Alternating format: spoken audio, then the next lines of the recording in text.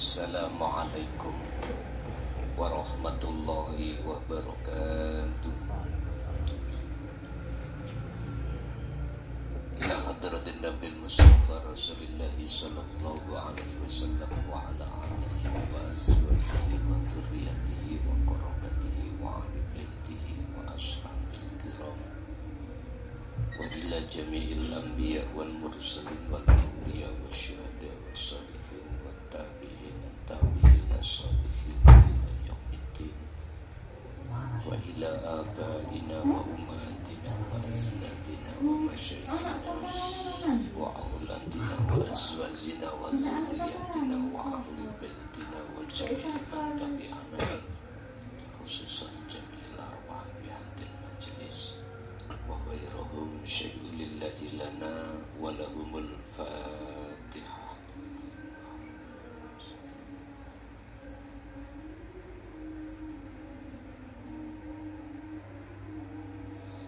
Bismillah, alhamdulillah, la khawla wa la quwwata illa billah. Asyhadu an la ilaha illallah wa asyhadu anna Muhammadan abduhu wa rasuluh. Allahumma salli wa sallim wa barik alaihi wa ala alihi wa ashabihi ajma'in, amma ba'd. Hadratul muhtaramin, dumateng para alim, para ulama, asatid wa asatidah, tokoh masyarakat, tokoh agama sewilayah Kota Madia Surabaya, tepatnya di Tambak Asri. Tambak Asri, masyarakat sekitarnya, jamaah yang rawuh baik di majelis maupun di luar, wabil khusus para pengurus Jam'iyah Taklim Ilmu Tauhid, kulluhum ajma'in rahimakumullah. Puji syukur alhamdulillah, dalam kesempatan malam hari ini kita masih diberikan Allah satu anugerah di mana kita dikumpulkan di sini majelis yang mubarakah ini dalam rangka taklim ta'alim. Untuk malam hari ini kita akan membahas tentang seberapa berat untuk bertemu Allah. Ini ada dua golongan manusia. Hati manusia yang terasa berat untuk bertemu Allah sehingga tidak bisa bertemu. Ada golongan yang sangat mudah alias ringan untuk bertemu Allah. Kita di sini akan membahas khusus golongan yang sangat ringan dan mudah untuk bertemu Allah. Hal ini Allah jelaskan di dalam surah Al-Baqarah ayat 45 dan 46. Surat Al-Baqarah ayat 45 dan ayat 46. Bapak Ibu, sedikit kami akan menyinggung mengapa kita bertemu Allah kok susah, kok sulit, kok sukar, sebab apa semua itu. Kita akan kembali kepada proses sejarah. Setiap diri kita sebelum di dunia menjelang akil balik, semua arwah, ruh-ruh manusia itu senantiasa bersama Allah. Jenengan sedoyo semua panjenengan ini sebetulnya sejak zaman azali zaman dimana belum adanya jasmani kita semua itu ingersane Allah. Kita semua itu sudah bertemu Allah. Sesuai dengan ayat Allah, alastu birabbikum qalu bala syahidna. Ayat ini bentuk bahwasanya kita semuanya itu ruh pernah berdialog langsung terhadap Gusti Allah. Semuanya, entah itu secara jasmani orang Islam atau bukan, dulunya seperti itu. Sebab kita semua itu adalah keturunan dari Kanjeng Nabi Adam. Semua manusia itu ada keturunan dari Kanjeng Nabi Adam. Dan semuanya itu telah Allah janji dan berdialog langsung, dan kita sudah jawab bala syahidna. Iya, saya mengakui bahwasannya panjenengan iku pangeran kula, bahwasannya panjenengan iku Tuhan saya. Tidak ada yang kusembah kecuali panjenengan. Tidak akan kupuja dan puji kecuali hanya pada panjenengan. Oleh sebab itu, mengapa kita setelah akil balik kita itu kok susah untuk bertemu Allah? Jawabannya adalah inilah sebab Allah memberikan izin terhadap iblis untuk menjerumuskan hati kita di dalam hubbus syahwah. Ini persoalannya. Sehingga semakin ke dalam kita, semakin jauh, semakin tinggalkan Allah. Ingat dalam surat Ibrahim ayat 3, wa yastahibbunal hayatad dunya alal akhirah. Ketika kita terlalu ke dalam, terjerumus di dalam jebakan hawa nafsu lewat hubbus syahwah, maka kita alal akhirah pasti akan meninggalkan terlalu jauh terhadap Allah. Bapak Ibu, akhirnya setiap aktivitas, setiap ibadah, baik di dalam ibadah murni atau tidak murni, hati kita lalai bahwasanya yang berperan, bahwasanya yang berkuasa hanyalah Allah. Kita gak sadar. Inilah persoalannya. Oleh karena kondisi ruhaniyah umat manusia seperti ini, maka turunlah satu ayat, huwallazi arsala rasulahu bil huda wa dinil haq. Dialah Allah yang mengutus utusannya, yaitu Kanjeng Nabi Muhammad sallallahu alaihi wasallam, untuk membawa hidayah dan agama yang bertauhid. Ini babu. Tujuannya liyudhirahu ala dini kulli, untuk membebaskan hati atau ruhaniyah kita dari belenggunya hawa nafsu. Ini cuman di situ ada dua kelompok.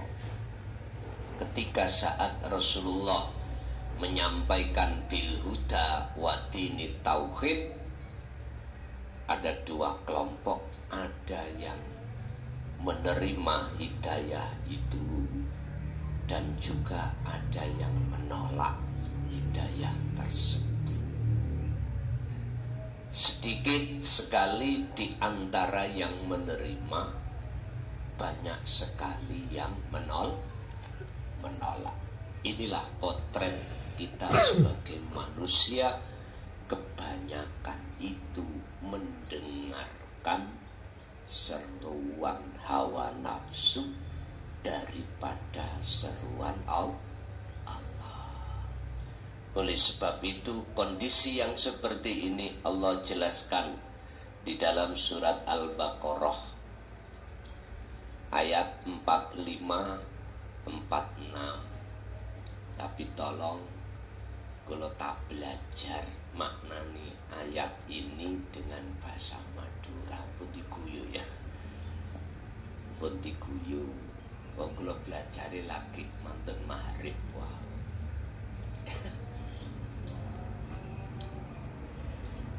Wasta'inu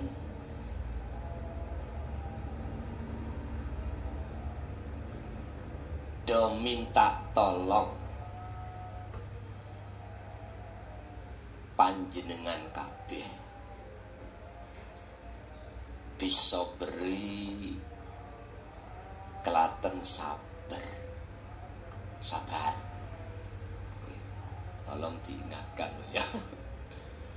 Terus pingin banget tapi nggak tadi.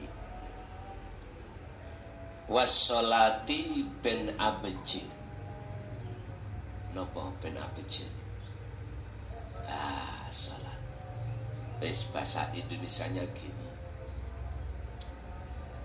Mintalah tolong kamu sekalian kepada Allah dengan sabar dan sholat. Bagaimana dengan sabar dan sholat? Niki berat, Pak. Berat sekali kita menanamkan sifat sabar. Sebab i'lamu annama amwalukum auladukum fitnah. Kita yang semakin mendekat untuk bertemu terhadap Pangeran Tuhan, ujian itu semakin ditambah oleh Allah. Tidak dari istri, suami, lewat anak. Kadang juga lewat bisnis. Kita diganggu orang sebab orang itu hasut, nggak ingin kita sukses, diganggu. Entah harganya mereka dijatuhkan atau gimana. Di sini disuruh sabar. Lah yang bisa hati berbuat sabar itu dikarenakan dapat pertolongan dari Allah. Terus bagaimana hati ini dapat pertolongan dari Allah sehingga hati ini bisa sabar? Nah ini makanya dikatakan berat ini. Wassalah ben abajih niki berat, Pak. Ya, sholat itu berat. Sholat yang bagaimana ini nanti dikatakan berat? Sholat yang bisa bertemu pada Allah. Bukan berat karena ngantuk. Bukan berat karena kita sibuk. Bukan berat karena kita diwajibkan. Bukan. Kalau itu mah alasan syariat saja. Kalau alasan hakikat adalah bertemu, ini berat sekali. Tapi kembali kepada kalimat awal, wasta'inu, bisanya nggak berat, ini harus minta tolong pada Allah. Artinya kita bisa bertemu itu karena ditolong oleh Allah. Nggak bisa kita makhluk manusia bisa bertemu dengan sendirinya, dirinya yang bisa, nggak bisa. Semua atas dasar pertolongan dari Allah. Kalau Allah tidak menolong, mohon maaf, sepinter apapun kita, sealim apapun kita, gak akan pernah bisa bertemu Allah ketika saat sholat, gak bisa. Wa innaha ben sangguno abejeng lagi kurang gini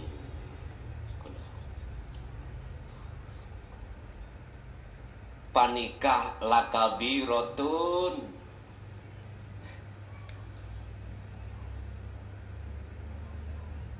iku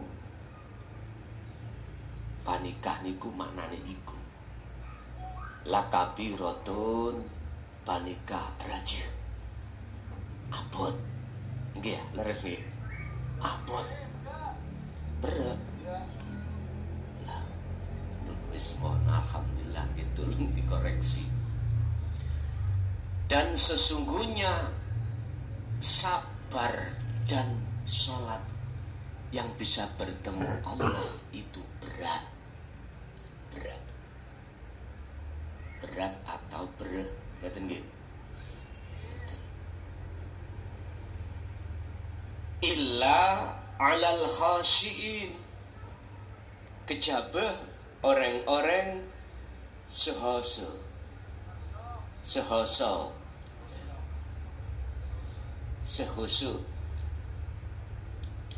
kecuali itu tadi berat, kecuali orang-orang yang khusyuk lagi. Tarkib definisi khusyuk itu adalah inni wajjahtu wajhiya, ketika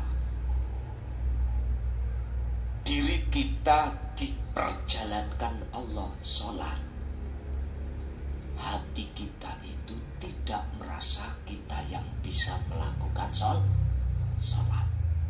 Inilah maksudnya inni wajjahtu wajhiya.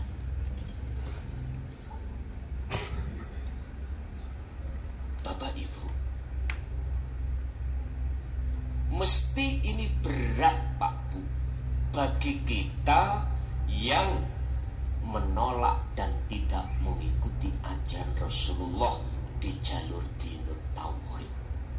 Kita pasti berat jikalau kita menolak hidayah untuk menerima dinut tauhid. Berat. Seperti beratnya orang yang membetulkan mixer rusak atau power rusak, sementara orang ini tidak tahu ilmunya alias menolak ilmunya. Gak bisa. Bagaimana cara untuk membetulkan power atau mixer rusak sementara kita tolak ilmunya? Cara untuk membetulkan itu kita tolak. Bagaimana mungkin bisa untuk membetulkan power atau mixer rusak? Betul mungkin bisa. Akhirnya ketika saat power di hadapan kita, kita cuman bengong aja. Tapi bagaimana beliau-beliau yang paham dan tidak menolak, bahkan belajar sampai dia ahli ketika dihadapkan power rusak, mudah saja bagi dia. Inilah laksana. Bagaimana kita bisa bertemu Allah? Bagaimana kita bisa sabar hati kita menghadapi ujian apapun sementara dalam diri kita telah menolak ajaran Rasulullah. Padahal ajaran itu untuk menyadarkan bagi hati kita bahwasannya sebetulnya bukan kita yang melakukan. Yang bisa melakukan sebetulnya bukan kita. Justru hati jenengan akan muncul rasa dan keyakinan apa ujian yang dihadapkan Allah. Hati jenengan tidak melihat makhluknya, tapi melihat yang mengujinya.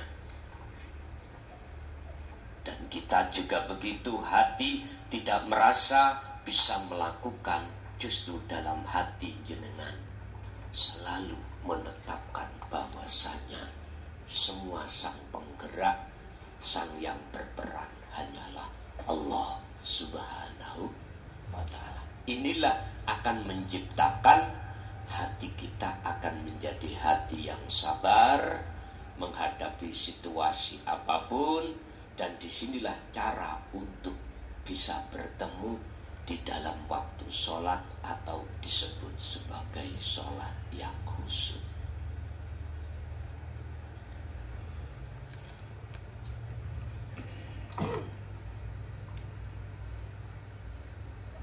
Panekah alladzina yadunnuna annahum mulaqu rabbihim. Iku panikah ya. Alladzina akeh orang-orang,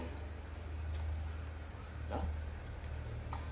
Banyak orang-orang ya, yadunnuna sedo nyangka sopo alladzina annahum deh sak temene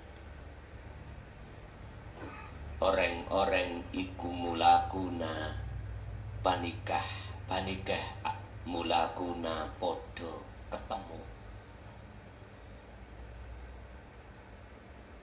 ketemon sopo alladzina Rabbihim deh pangerane alladzina. Siapa yang dikatakan mudah untuk bertemu Allah, itulah orang-orang yang di dalam hatinya ada keyakinan bahwasanya mereka pasti akan bertemu Tuhannya. Loh, kok bisa yakin? Karena di dalam hatinya ada mulaku, ada keinginan, keyakinan untuk bertemu Allah. Beda loh Pak dengan orang-orang yang tidak ingin bertemu Allah. Sebab hati manusia itu ada dua. Sukanya itu ada dua. Pertama, ingin selalu bertemu terhadap kehidupan kemewahan dunia. Itu pertama. Berarti dunia niki roto mayoritas. Siapapun kita mayoritas. Hati lo, bukan jasmani lo ya. Kalau jasmani wajib, apalagi kita sudah berkeluarga, punya anak, punya tanggungan, wajib secara jasmani. Wala tansa nasibaka minad dunya, Allah dawuh wajib secara jasmani kita mencari nafkah, mencari kebutuhan rumah tangga secara jasmani. Tapi secara rohani kebanyakan mereka itu juga ikut secara jasmani. jasmani dan rohani ini beda, Pak. Beda. Kalau jasmani ini tidak kekal, kalau rohani ini kekal. Lah, jasmani alamnya alam dunia, lah rohani aslinya alam akhirat. Lah, ketika rohani berani mengatakan kepada Allah, saya tetap setia dan menyembah, memuja-memuji terhadapmu ya Rob, maka dengan itulah jasmani ditiupkan Allah, rohani ditiupkan Allah terhadap jasmani. Akhirnya kita diuji di dunia ini dengan berbagai macam kebutuhan jasmani. Kira-kira ruh itu megang janji Allah, atau justru ruh itu menggadaikan perjanjiannya dengan hitungan duniawiyah atau enggak? Niki mayoritas, ini mayoritas kita sebagai manusia telah kita gadaikan janji kita rohaniah ini di dunia dengan nilai samanang kolila, nilai dunia yang sangat sedikit. Sehingga itulah yang disebut ruh yang mencintai kesenangan kehidupan dunia. Bapak Ibu, ini mayoritas kita itu. Tapi bagi ayat 46 ini gak berlaku. Bagi orang-orang yang hatinya itu sudah masuk di dalam keyakinan, keinginan untuk bertemu Allah, bertemu pangeran, gak berlaku ayat ini. Gak berlaku kemewahan dunia pada mereka, gak berlaku. Artinya kebiarnya dunia itu tidak akan pernah bisa menghalangi si ruhania ini bertemu terhadap Allah. Sebab ayat berikutnya dijawab, kalimat berikutnya wa annahum ilaihi raji'un, panjenengan kabeh ya dah keteman pangeran, bali nang pangeran, dan sesungguhnya mereka ini akan kembali kepada Allah dan bisa kembali. Wa annahum lan iku sak temene mereka ilaihi maring Allah iku rajiun, utawi mereka iku podo iso bali nang Gusti Allah. Artinya mereka-mereka ini yang di dalam hatinya ada keyakinan pasti akan bertemu Allah, maka di dalam sholat, di dalam aktivitas apapun pasti akan bisa bertemu Allah. Sekalipun walaupun pertemuannya itu hanya hitungan menit. Hanya hitungan menit. Terserah Allah. Kita durasinya untuk bertemu, apakah hitungan detik, menit, jam, itu urusan Allah. Karena ayat yang tadi 45, bisanya kita sabar, bisanya kita bertemu Allah karena ditolong oleh Allah. Lah olehnya Allah menolong, itu disebabkan kita itu sami'na wa ata'na. Hati selalu taat terhadap seruan Allah. Akhirnya dengan cara Allah mengurupkan, menyalakan nur makrifat di dalam hati jenengan kali kula inilah Bapak Ibu, sehingga dikatakan bisa bertemu terhadap Allah. Ingat, cahaya makrifat walaupun sebesar apa ini? Anggur. Tatkala dijatuhkan di dunia di siang hari jam 12 siang, langsung cahaya matahari itu redup, alias redup, kalah benter, kalah bersinar terangnya terhadap nur makrifat. Sebab jagati dunia ini terbatas, jagatnya hati tidak terbatas, Bapak Ibu. Nur makrifat Allah nyalakan terhadap hamba yang dikehendaki, dikarenakan hamba itu, mohon maaf, selalu berzikir, ingat, sadar kalau semua itu yang berperan, yang berafal itu adalah Allah. Yang Allah wujudnya subhanalladzi asra bi'abdihi lailan. Dialah zat yang maha suci, yang memperjalankan hambanya. Bapak Ibu, berarti kita seakan-akan bisa bergerak. Itu sebab digerakkan oleh Allah. Seakan-akan kita yang bergerak. Nafas bisa keluar masuk, jelas itu karena yang mengeluarkan adalah Allah. Mata bisa melihat, telinga bisa mendengar, lesan bisa berucap.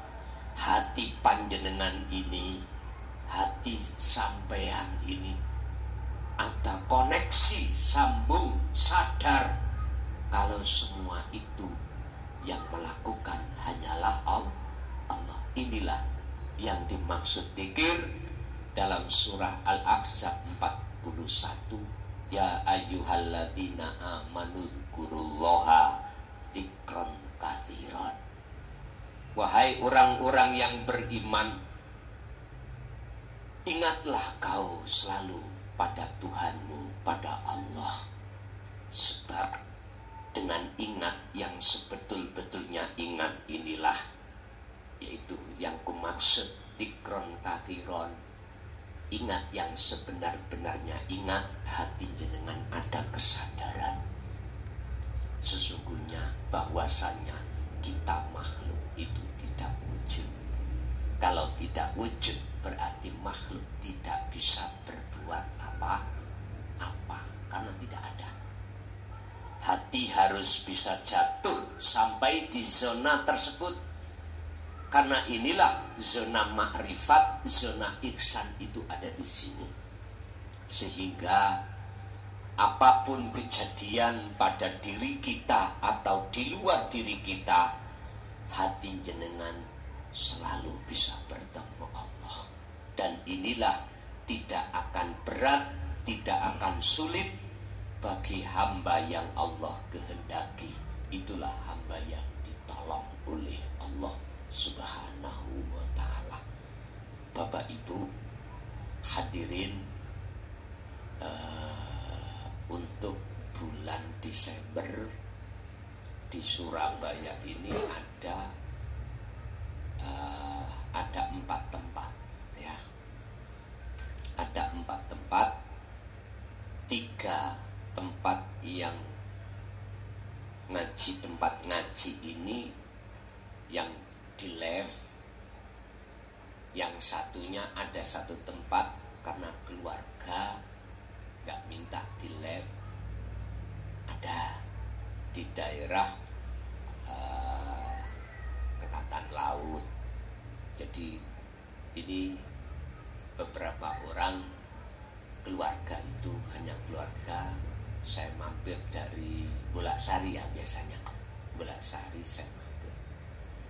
Tolong 4 tempat ini untuk Desember, khusus untuk Desember, aku mohon jadikan satu di tempat yang mana. Khusus bulan Desember sebagai alasan saya, semoga untuk tahun 2025 saya masih dikehendaki Allah untuk ngaji di luar. Kalau nanti Allah masih menghendaki saya ngaji di luar, berarti saya harus sesuai biasanya, rutinannya di mana itu. Tapi kalau tidak, mohon maaf, kalau saya tidak diizinkan Allah untuk ngaji di luar, tetap saya kasih waktu setiap harinya itu pada daerah yang dijadwal. Contoh Tambak Asri, ini kan Selasa ketiga. Berarti saya di pondok itu harus menyiapkan Selasa yang ketiga untuk jamaah di Tambak Asri. Sistemnya bagaimana? Macam-macam. Ada sistem jenengan temriki kalau biasanya kalau kita nonton bersama ini kalau layar, nah, bisa seperti itu, jenengan tidak ke pondok dan atau ke pondok terserah. Jadi kalau sistemnya nonton bersama, berarti sampean pengurus Tambak Asri dan melayar, ya dah, nanti langsung dari pondok nyenel temriki. Itu caranya. Tapi jikalau menghendaki untuk setiap Selasa ketiga ke pondok, monggo. Tapi yang jelas saya kasih waktu. Lah, apakah bisa tanya jawab? Bisa. Langsung nanti boleh lewat video call, ya, atau lewat telepon. Masuk langsung live. Itu kalau nanti bila mana Allah tidak mengizinkan saya keluar ngaji di luar, ya sistemnya nanti seperti itu. Ini contoh mawon. Jadi untuk Desember kami mohon jamaah seluruh kota Madya Surabaya yang biasanya di Tambak Wedi, Tambak Asri, terus Semampir, ya, terus satunya di AL itu. Jadi satu di tempat entah di mana saya ikut aja. Apakah di Semampir karena tempatnya kan luas sana. Monggo musyawarah nanti penaknya di mana. Para pengurus yang ada di Tambak Wedi, Tambak Asri untuk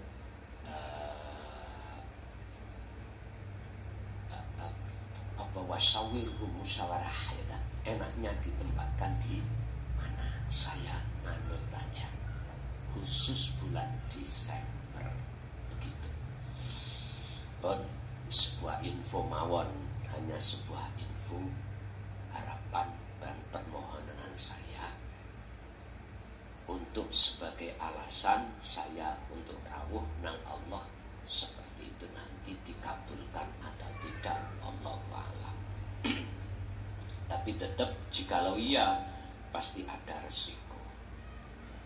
Sebab nanti kalau toh memang 2025 Allah gak mengizinkan, berarti tetanda saya diperintahkan untuk menulis kitab yang semuanya untuk anak cucu, nalangi, bahasa Indonesia nalangi, jagani Google iki hancur. Apa namanya? Internet iki. Barangkali iki hancur. Anak putu kita belajar dari mana? Yang jenengan kalau sudah paham tinggal laku terus. Maksud saya biar ini nanti bisa dipelajari oleh anak cucu kita. Saya nanti tidak hanya memakai bahasa Arab, tapi juga bahasa Indonesia. Jadi lebih dipahami mudah oleh seluruh teman-teman saudara saya yang berbagai suku. Jadi bisa. Makanya saya sekarang harus lebih giat untuk belajar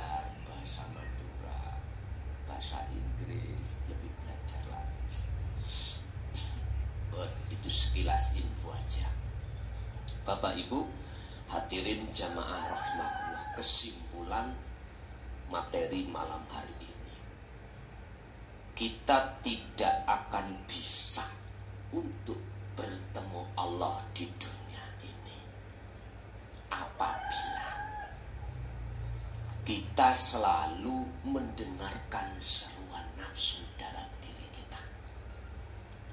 Apa seruan nafsu? Innan nafsa la amaratu bisu. Nafsu itu akan selalu mendorong hati jenengan untuk berbuat jahat pada Allah. Bentuknya apa? Melalaikan.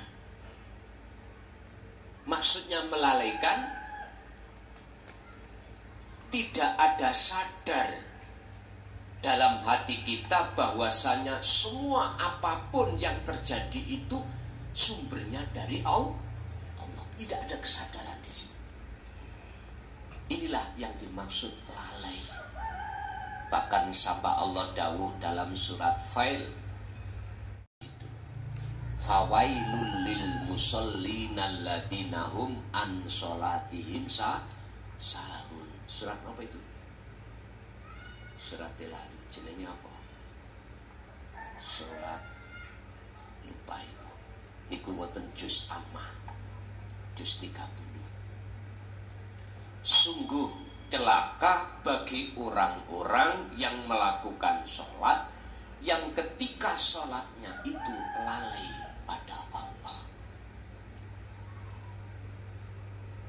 Ini kalau dimaknani, kalau diartikan secara muhakamah syariah, waktunya sudah datang, kita nggak lekas-lekas sholat.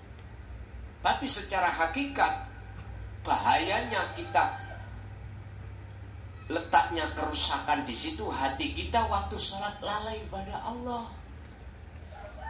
Tauhid ngomong dawuh, ini wajah tuh kita itu tidak wajia, tapi terhadap samawati wal ardo, isinya langit dan isinya bumi. Artinya hati kita ingatnya pada makhluk. Nah inilah secara tauhid, tasawufnya itu mengatakan bahaya di situ dikarenakan itu terhukumi syirik khafi. Kita merasa diri kita yang melakukan pun ini termasuk syirik khafi. Terus amriye supaya tidak seperti itu bagaimana? Makanya dalam ayat lain Allah katakan, fattabi'uni yuhibbukumullah. Ikutono Muhammad, Rasulullah ajarane ikutono. Baru nanti kalau kita sudah mengikuti, maka di dalam hati tertanamkanlah rasa keyakinan, keinginan untuk selalu bertemu Allah. Inilah cara untuk kita tidak waktu sholat lalai, tapi bisa bertemu Allah. Bisa bertemu Allah. Nah, bagi kita akan sulit untuk melakukan jikalau kita mendengarkan selalu seruan nafsu. Ringkes seruan nafsu adalah ditanamkanlah dalam hati kita, didoronglah hati kita untuk ngaku-ngaku kita sebagai makhluk yang bisa melakukan. Satu. Sehingga beratlah kita sabar, beratlah kita sholat khusyuk. Kecuali panjenengan yang sudah tertanam dalam hati jenengan selalu mendengarkan seruan Allah. Tentu itu seruan Allah, tandanya adalah dalam hati sampai ada kesadaran, klik, kalau semua yang berlaku sumbernya dari Allah. Lah wujud Allah ya hidup di dalam diri dan di luar diri panjenengan. Pon iki kita di posisi mana? Qad khasiral ladina kadzabu bi liqa'illah.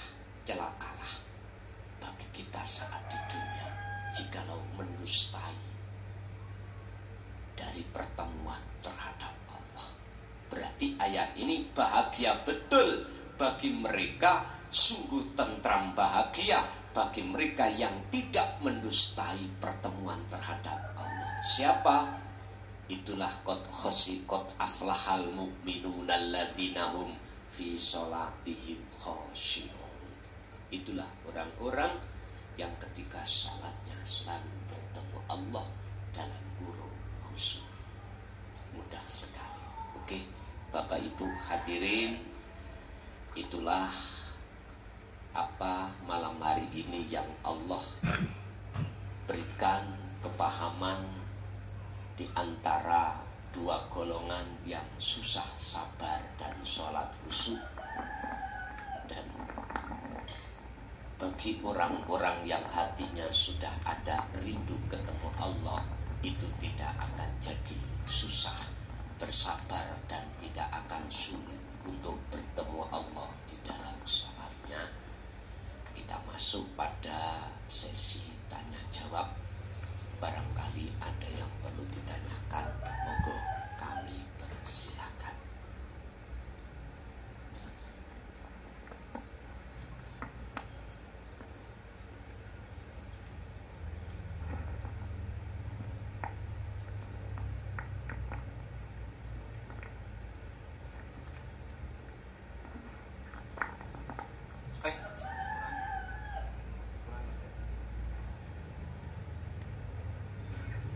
Terima kasih waktunya, Gus. Assalamualaikum warahmatullahi wabarakatuh.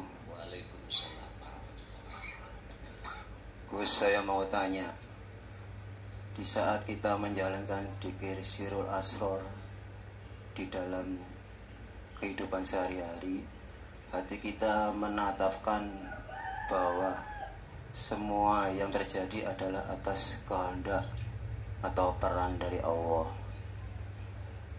Pertanyaan saya, bolehkah kita punya keinginan atau permohonan untuk merubah keadaan itu? Misalnya kondisi sekarang kan hujan, kita punya keinginan atau permohonan supaya diberi terang, supaya acara kita ini bisa berlangsung. Gitu aja, Gus. Terima kasih atas waktunya. Assalamualaikum warahmatullahi wabarakatuh. Waalaikumsalam warahmatullahi wabarakatuh. Allah tidak mengubah nasib sebuah kaum jikalau kaum itu tidak mau merubah nasibnya sendiri. Ini ayat hampir mirip dengan pertanyaan jenengan. Bolehkah kita yang sudah mengamalkan dan melaksanakan dzikir Sirul Asr untuk bertemu Allah, untuk mengubah keadaan? Yang keadaan ini hujan-hujan biar terang. Jawabannya gini, boleh dengan catatan. Dengan catatan, kita tidak akan pernah mengakui keinginan itu keinginan kita sebagai hamba. Boleh.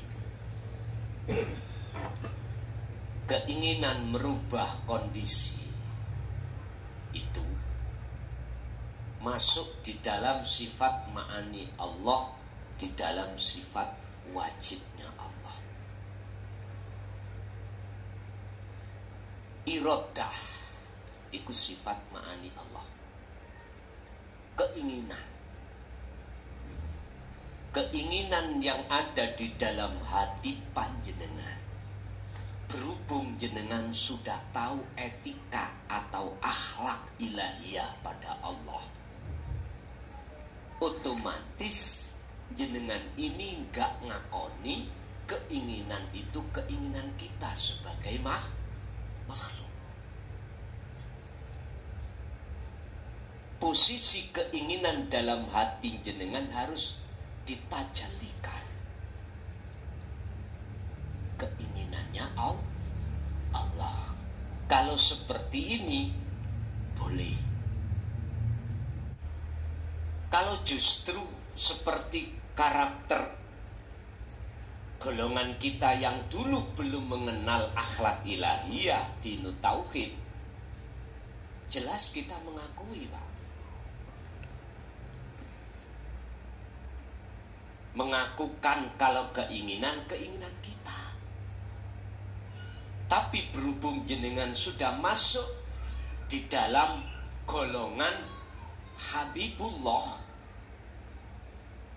walaupun belum Habibullah, calon Habibullah, kekasih Allah, maknanya Habibullah kekasih Allah. Itu harus ada etika dalam berdoa, harus ada etika dalam berkeinginan. Apa?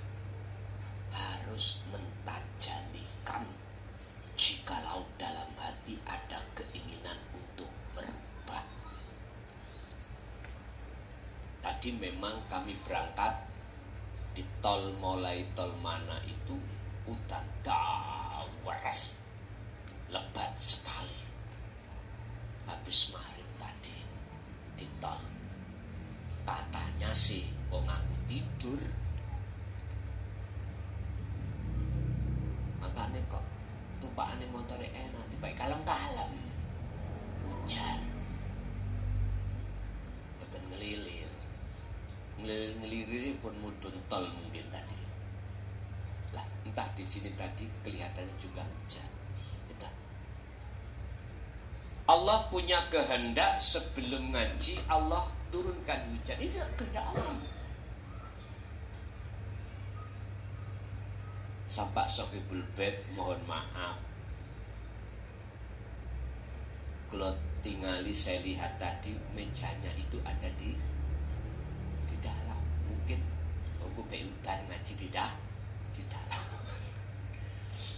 Ternyata Allah punya keinginan juga, wis tak jatuhkan sekarang sebelum ngaji, nanti biar pas waktu ngaji tidak jatuh. Itu juga keinginan Allah. Walaupun di antara jenengan tadi ada yang berdoa kepada Allah, ya Allah terangkanlah air hujan ini sampai selesai ngaji. Lah, walaupun di antara keinginan jenengan tadi ada yang berdoa, maka boleh dengan catatan keinginan untuk tidak hujan itu jenengan tajalikan terhadap Allah. Tetapkan keinginan itu milik Allah.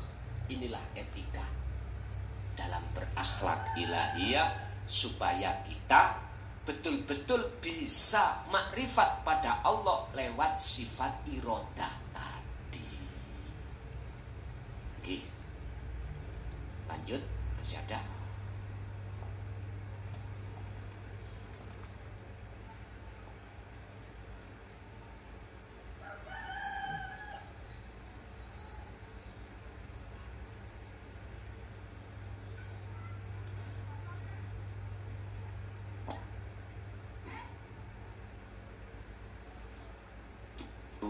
Mungkin ibu-ibu ada monggo menawi ada tanya.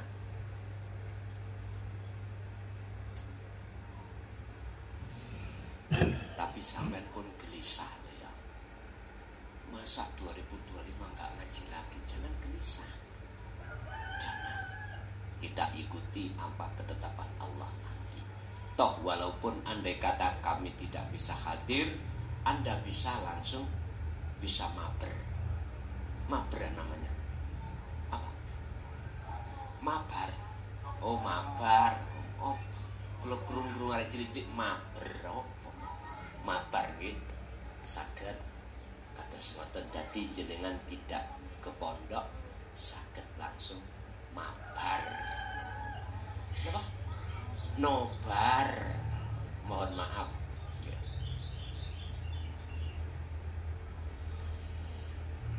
Nggih. Sobung tak ada. Nggih, pun.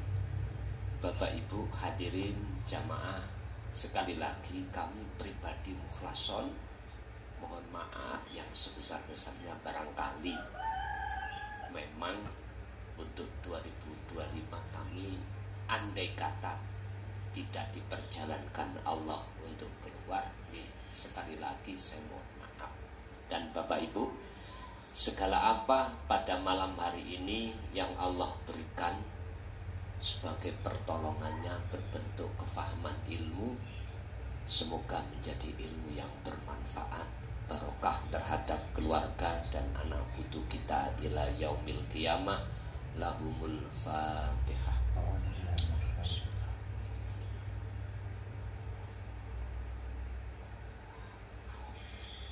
Awal sampai akhir jikalau banyak kekhilafan, lebih-lebih cara mengartikan, memaknai saya dengan bahasa Madura tadi banyak yang salah karena memang maklum belajar. Saya minta maaf yang sebesar-besarnya. Akhirul kalam, hadanallah wa iyyakum wal afwa minkum. Assalamualaikum warahmatullahi wabarakatuh.